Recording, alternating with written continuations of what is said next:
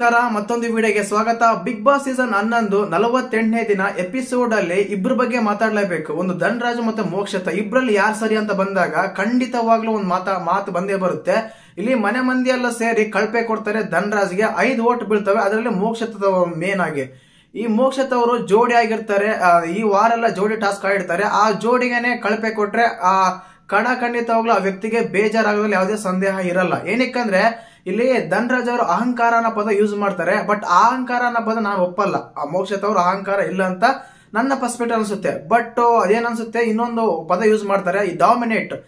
ಖಂಡಿತವಾಗ್ಲೂ ಡಾಮಿನೇಟ್ ಮಾಡಿದ್ದಾರೆ ಮೋಕ್ಷಿತ ಅವರು. ಏನಕ್ಕಂದ್ರೆ ಪ್ರತಿ ಸಲ ಧನರಾಜ್ ಏನ ಕೇಳಿದಾಗ ನಿಮ್ಗೆ ಗೊತ್ತಲ್ಲ ಸುಮ್ಕಿರಿ, ಈ ರೀತಿ ಆಡೋಣ, ನೀವ್ ಈ ರೀತಿ ಮಾಡ್ಬೇಕಾಗಿತ್ತು, ಈ ರೀತಿ ನಿಂತ್ಕೋಬೇಕಾಗಿತ್ತು, ಸ್ಟ್ರಾಟಜಿಗಳ ಆ ಟಾಸ್ಕ್ ಅಲ್ಲಿ ನೀವು ಆ ರೀತಿ ಯಾಕೆ ಮಾಡಿದ್ರಿ, ನೀವು ಈ ರೀತಿ ಮಾಡ್ಬೇಕಾಗಿತ್ತು, ನೀವು ಹೋಗಿ ಪ್ರಶ್ನೆ ಮಾಡಿ ಹಾಗೆ ಈಗ ಅಂತ ಡಾಮಿನೇಟ್ ಮಾಡಿದ್ದಾರೆ. ಬಟ್ ಅಹಂಕಾರ ಇಲ್ಲ ಆ ವ್ಯಕ್ತಿ, ಆ ಮೋಕ್ಷಿತ ಅವರಿಗೆ ಅಹಂಕಾರ ಇಲ್ಲ. ಬಟ್ ಡಾಮಿನೇಟ್ ಅಂತ ತುಂಬಾ ಇದೆ. ಈ ಮನುಷ್ಯ ಇನ್ನೋಸೆನ್ಸ್ ಇದ್ದಾರೆ, ಆ ರೀತಿ ಆಡ್ಬೇಕು, ಈ ರೀತಿ ಆಡ್ಬೇಕು, ಆಗ ಆಡ್ಬೇಕು, ಈಗ ಆಡ್ಬೇಕು ಅಂತ ತುಂಬಾ ಒಂದು ಟಿಪ್ಸ್ ಕೊಟ್ಟಿದ್ದಾರೆ. ಇಲ್ಲ ಅಂತಲ್ಲ, ಡಾಮಿನೇಟ್ ಮಾಡಿದ್ದಾರೆ. ಬಟ್ ಅಹಂಕಾರನ ಪದ ಯೂಸ್ ಮಾಡಿದ ಧನರಾಜ್ ಅವರು, ಅದು ಸರಿ ಇಲ್ಲ ಅನ್ಸುತ್ತೆ. ಇಲ್ಲಿ ಮುಖ್ಯವಾಗಿ ಏನಂದ್ರೆ ಧನರಾಜ್ ಅವರಿಗೆ ಕಳಪೆ ಕೊಡಕ್ ಕಾರಣ ಏನಂದ್ರೆ ಅಲ್ಲಿರೋ ಒಂದು ಪೇರ್ಸ್ ಜೊತೆ ಇರ್ತಾರೆ. ಅವರು ಎಲ್ಲ ಅವ್ರು ಬೇರೆ ಕೊಡಕ್ ಆಗಲ್ಲ.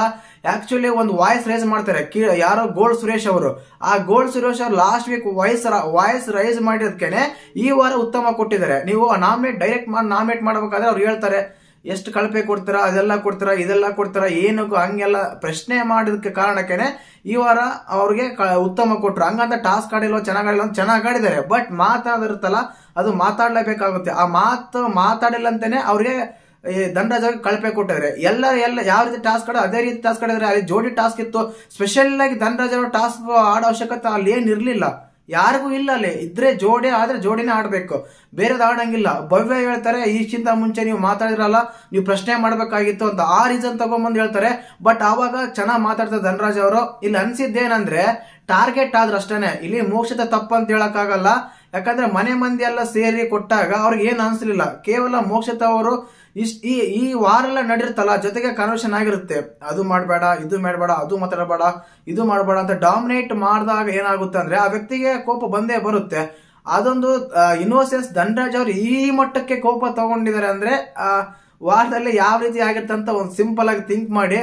ಇನ್ನೊಂದು ಎಮೋಷನ್ ಆಗ್ತಾರೆ ಮೋಕ್ಷಿತ ಅವರು. ಎಮೋಷನ್ ಆಗ ಅವಶ್ಯಕತೆ ಇಲ್ಲ ಅಲ್ಲಿ. ಏನಕ್ಕಂದ್ರೆ ಅದು ಆಟ, ಯಾರಿಗೊಬ್ರು ಕೊಡ್ಲೇಬೇಕು. ಬಟ್ ನಿಮ್ ಜೋಡಿ ಆಗಿರುವ ನಿಮ್ಗೆ ಇನ್ನೊಂದು ಅಲ್ಲಿ ಶಿಶಿರ್ ಒಂದ್ಸಲ ಹೇಳ್ತಾರೆ, ತುಂಬಾ ನಿಮ್ಗೆ ಅದೇನಂತಾರೆ ಪೊಟೆನ್ಶಿಯಲ್ ಇದೆ, ಒಂದು ಸ್ಟಾಮಿನಾ ಇದೆ, ಚೆನ್ನಾಗ್ ಆಡ್ತೀರಾ, ವಾಟರ್ ಅಲ್ಲೇ ಚೆನ್ನಾಗಿ ಎಸ್ತಿದ್ದೀರಾ, ಕಾಮಿಡಿ ಮಾಡ್ತೀರಾ ಅಂತ ಇಷ್ಟೆಲ್ಲ ಹೇಳ್ತಾರೆ. ಕೊನೆಗೆ ಉತ್ತಮ ಕಳಪೆ ಅಂತ ಬಂದಾಗ ಯಾರೊಬ್ರನ್ನ ಎಸ್ಬಿಡ್ತಾರೆ.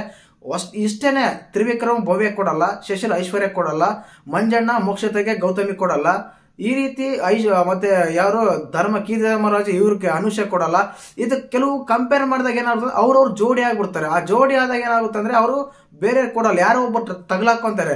First of all gold Suresh, Dhanaraj, Hanumantha ತಗ್ಲಾಕಂತಾರೆ. ಇಷ್ಟರಲ್ಲೇ ಹನುಮಂತು ಈ ರೀತಿಯಾಗಿ ಸೈಡ್ ಟ್ರ್ಯಾಕ್ ಹೋಗ್ಬಿಡ್ತಾರೆ. ಒಂದ್ ವೇಳೆ ಚೈತ್ರ ಅನ್ನೋದು ಇದ್ದಿದ್ರಿಗಿನ ಚೈತ್ರ ಕಂಪಲ್ಸರಿ ಕಳಪೆ ಹಾಕೊಡ್ತಿದ್ರು. ಅಲ್ಲಿ ಚೈತ್ರ ಇಲ್ಲೋ ಕಾರಣ ಅವರು ಬದುಕೊಂಡಿದ್ರು ಅಷ್ಟೇ. ಈ ರೀತಿಯಾಗಿತ್ತು ಈ ಕನ್ವರ್ಸೇಷನ್ ಅಲ್ಲಿ. ಮೋಕ್ಷಿತ ಅವರು ಸೌಕತ್ತು ಫೀಲ್ ಆಗ್ತಾರೆ. ಧನರಾಜ್ ಅವರು ಫುಲ್ ಅಗ್ರೆಸಿವ್ ಆಗಿದ್ದಾರೆ. ಇಬ್ರಲ್ಲಿ ಯಾರು ಸರಿ ಅಂತ ಕಂಡಾಗ ಡಾಮಿನೇಟ್ ಮಾಡಿದ್ದಾರೆ. ಬಟ್ ಅಹಂಕಾರ ಅನ್ನೋ ಪದ ಬೇಡ ಅನ್ಸುತ್ತೆ. ಮತ್ತೆ ನಿಮ್ಗೆ ಇವ್ರಿಬ್ಬರ ಕಾನ್ವರ್ಸೇಷನ್ ನೋಡಿದಾಗ ಯಾರು ಇಷ್ಟ ಆದ್ರೆ ಅಂತ ಕಮೆಂಟ್ ಮಾಡಿ. ಹಾಗೇನೆ ವಿಡಿಯೋ ಇಷ್ಟ ಆಗಿದ್ರೆ ಲೈಕ್ ಮಾಡಿ, ಶೇರ್ ಮಾಡಿ, ಸಬ್ಸ್ಕ್ರೈಬ್ ಮಾಡಿ.